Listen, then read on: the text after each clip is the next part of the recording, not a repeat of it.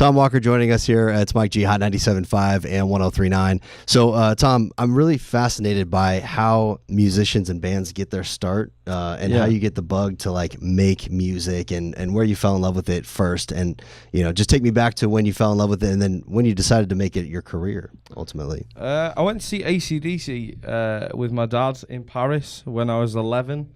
And I remember seeing Angus Young like run about the stage with a guitar like a chicken man, and just kind of thought like, you know, it's crazy. There's like huge blow up burlesque ladies and people, I don't know, like breathing fire and all sorts of stuff. It was amazing. So, yeah, I think it was then I really wanted to play guitar, and then I got a guitar for Christmas that year, and then it all just kind of went from there. But for me, I always wanted to do it as a job. I never wanted to do anything else.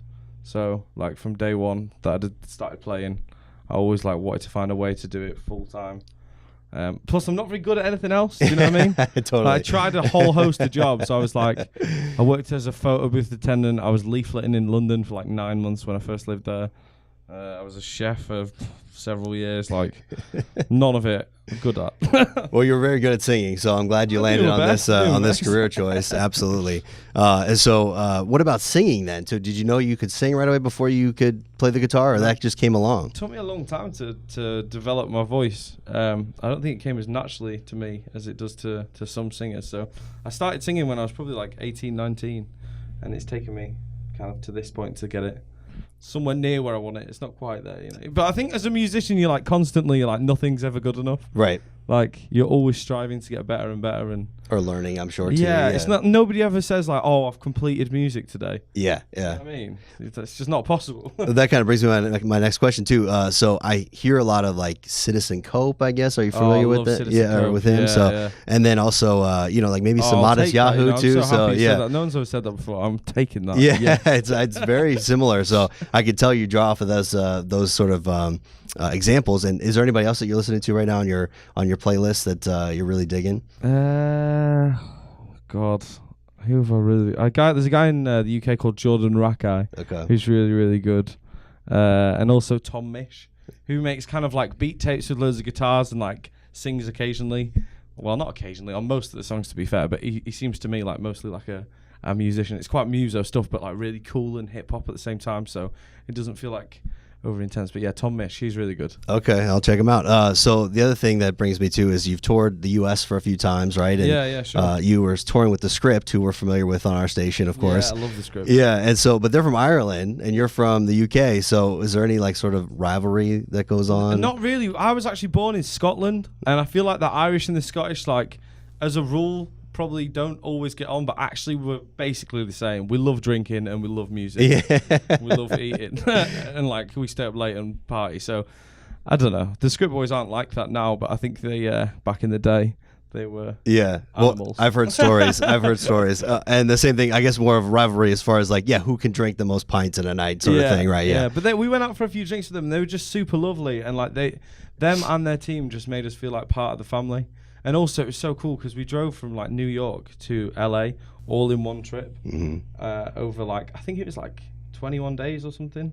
Is that about right? 21 days. Yeah, perfect. On the dot. Yeah, so we got to see the whole of America out the window of a car.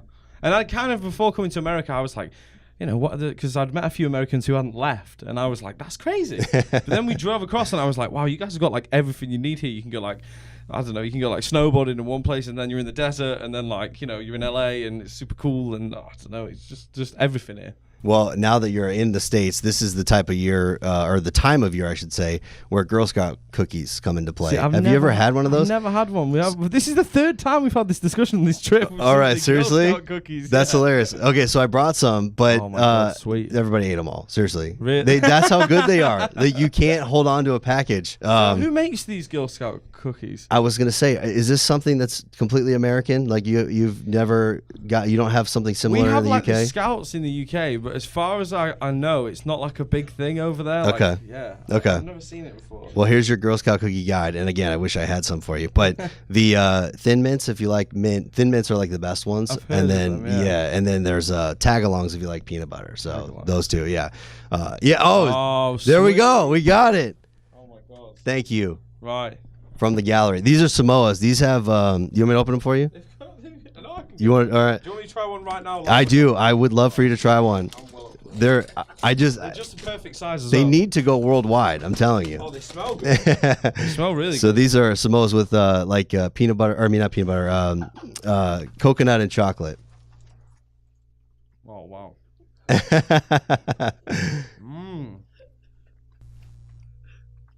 A few calories. Yes, just a few. He approves. Yeah, really nice. That's awesome. All right. Well, I'm glad you didn't have Gordon Ramsay's reaction because apparently he tried one and spit it out. Like he was not having anything to do with He drugs needs to after calm these. down, though, doesn't he? Do you know what I That's mean? true in general. He needs to chill out, man.